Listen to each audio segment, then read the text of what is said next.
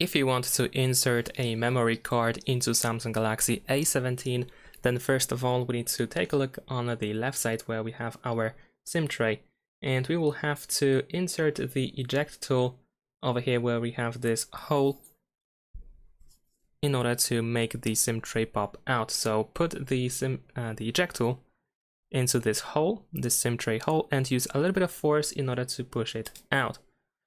Once it sticks out, you can use your fingernails or fingers in order to completely remove the SIM tray from the phone. And there we go.